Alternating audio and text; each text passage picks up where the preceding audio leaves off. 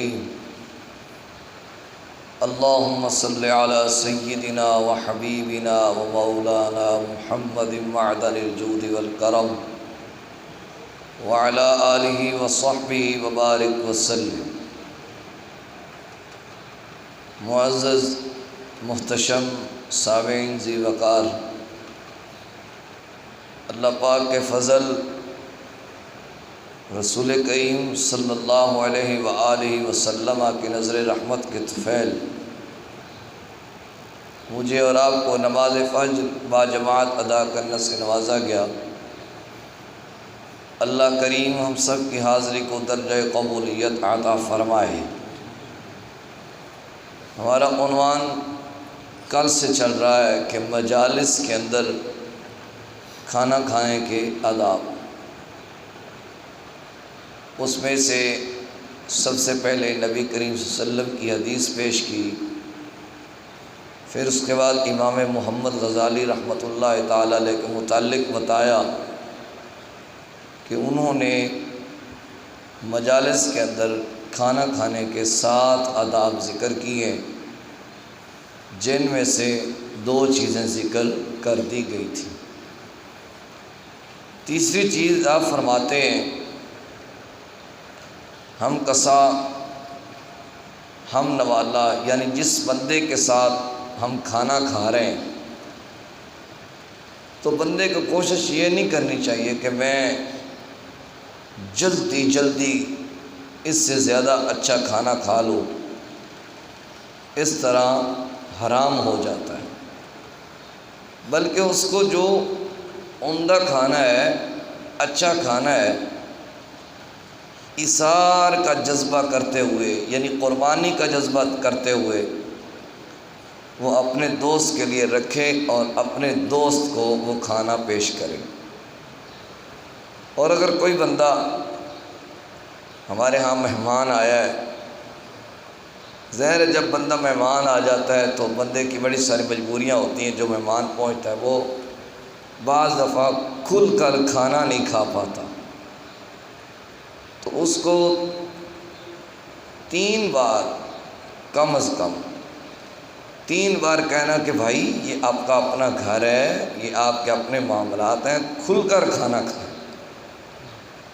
لیکن اگر اس کے باوجود وہ کھل کر کھانا نہیں کھاتا تو پھر اس کو زیادہ مجبور کرنے کی ضرورت نہیں ہے، یہ خواہ مخواہ زیادتی ہے، اور قسمیں وغیرہ دے کر اس کو کھانا کھانے پر ابھارنا یہ بھی کوئی اچھا عمل نہیں۔ نمبر 4، چوتھے نمبر پہ یہ چیز ہے کہ جس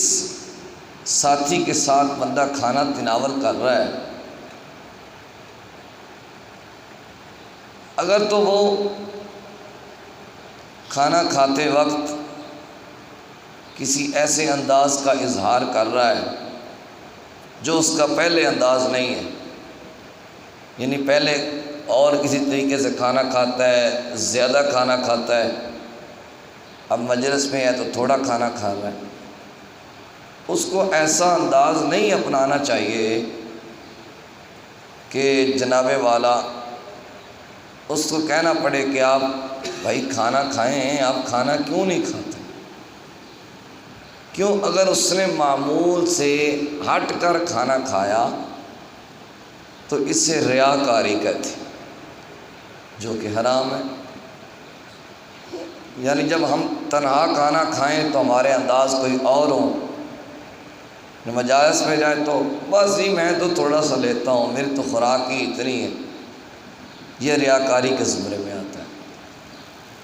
اور نیز جب بندہ تنہا کھانا کھائے، یعنی اکیلا گھر میں بیٹھ کے کھانا کھائے، تو اس کو کھانا اس انداز میں کھانا چاہیے کہ وہ مجالس کے آداب کا خیال رکھے، یعنی وہ اپنے آپ کو یوں محسوس کرے کہ میں کسی مجلس میں بیٹھ کے کھانا کھا رہا ہوں۔ اس کا فائدہ پتہ ہی کیا ہوگا؟ اس کا فائدہ یہ ہوگا کہ بعض دفعہ جو بندے اکیلے بیٹھ کر چبلے مارنے کے عادی ہو جاتے ہیں، بےہودہ باتیں کرنے کے عادی ہو جاتے ہیں، ان کو گندی عادت پڑی ہوتی۔ میں آپ کو یہاں پہ ایک بات سناتا ہوں، میری ذاتی بات۔ جمعے کا خطبہ دے رہا تھا حویلی لکھا میں اپنے گاؤں میں، موضوع تھا شان مصطفیٰ صلی اللہ علیہ وآلہ وسلم۔ اس کے اندر ایک حدیث پاک پیش آئی کہ جب بندہ مومن جس نے زندگی اللہ رسول کے احکامات کے مطابق گزاری ہوگی، وہ جب قبر میں جائے گا تو فرشتے سوال کرنے کے لیے آئیں گے، تو ایک سائڈ سے قرآن مقدس کی تلاوت آ جائے گی، ایک سائڈ سے روزے آ جائیں گے، نماز آ جائے گی، صدقات و خیرات آ جائیں گے۔ فرشتوں کو کوئی بھی جگہ اس کے پاس جانے کے لیے نہیں ملے گی۔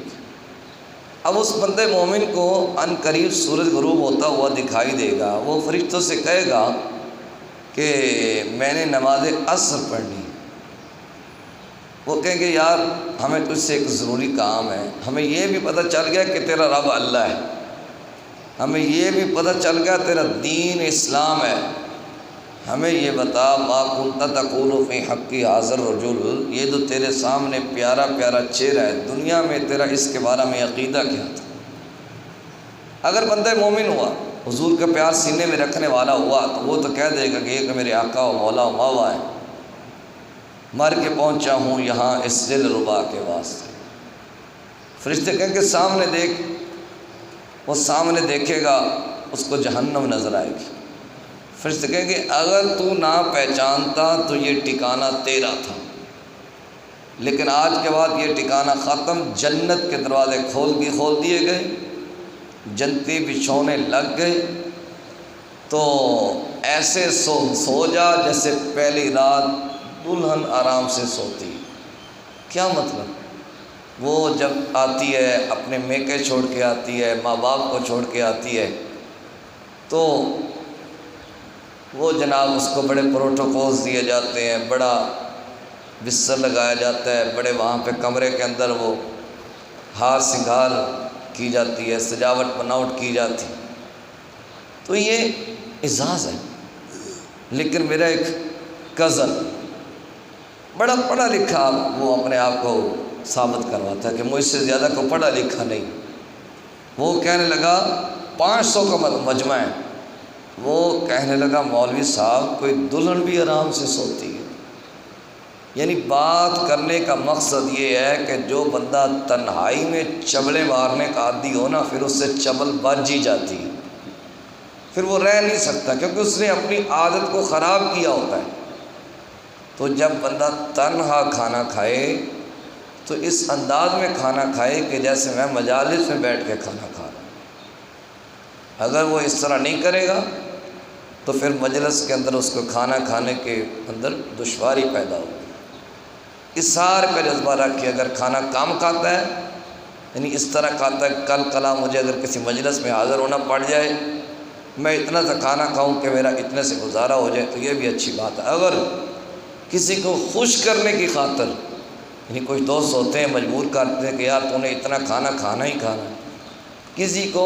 خوش کرنے کی خاطر بندہ زیادہ کھانا کھا لے تو اس میں بھی کوئی شرعی حرج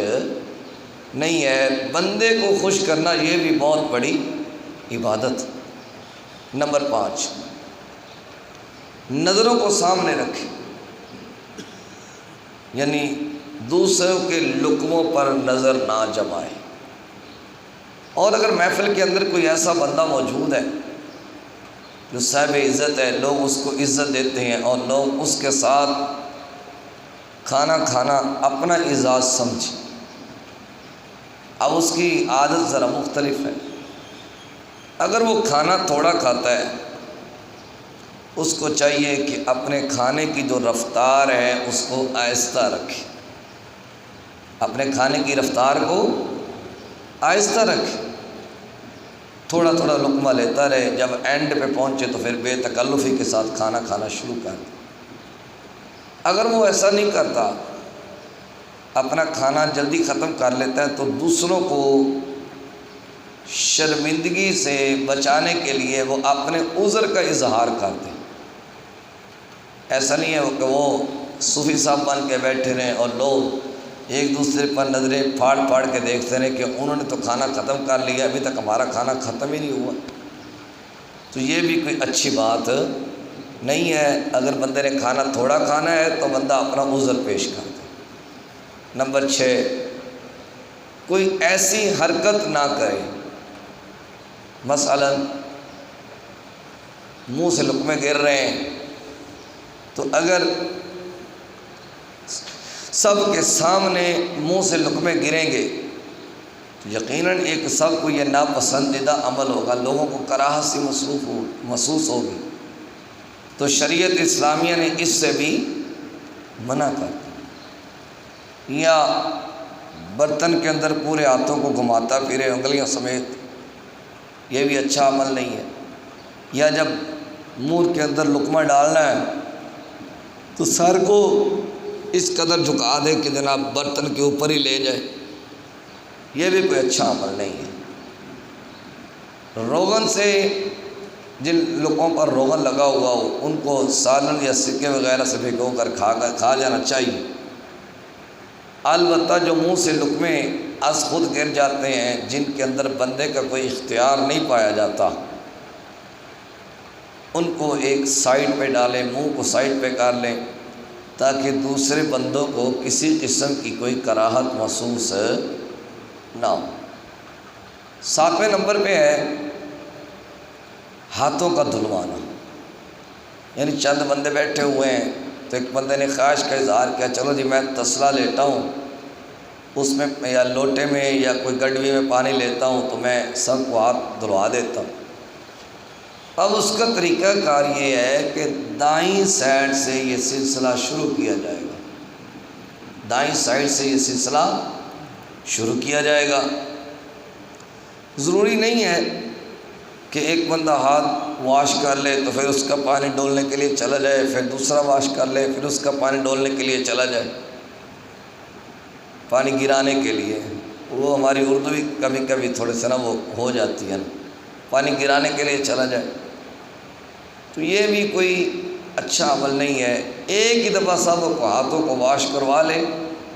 اس کے بعد جتنا پانی ہو اس کو کسی اچھی جگہ پہ گرا دے۔ اور ہاتھوں کو واش کرتے وقت جو ہم کلی کرتے ہیں اس کو بھی اس طرح ہی نہیں، اس طرح منہ میں انگلی ڈالی اس طرح وہ جناب پورے تسلے میں پانی پھینک دیا،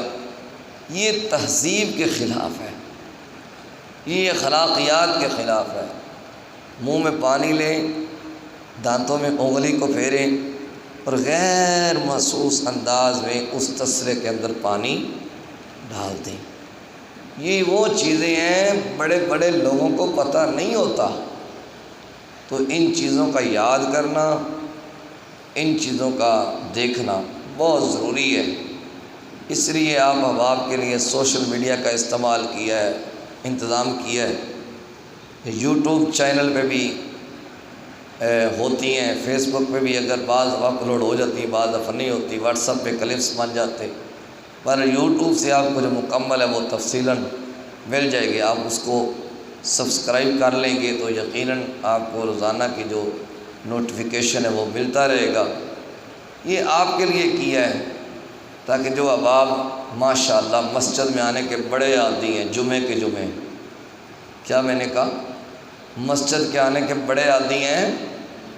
جمعے کے جمعے، کوئی ماشاءاللہ عید سے عید ہے، اتنے بھی خوش بخت بندے ہوتے ہیں، تو کئی ماشاءاللہ اچھی بات ہے، ہر بندے کی مصروفیت ہوتی ہے، لیکن 5 7 10 منٹ درس سننے کا وقت بھی نہیں ہوتا، کبھی کبھار ہوتا ہے، ویسے ایسا کرنا نہیں چاہیے۔ یہ پیغام آپ کے لیے،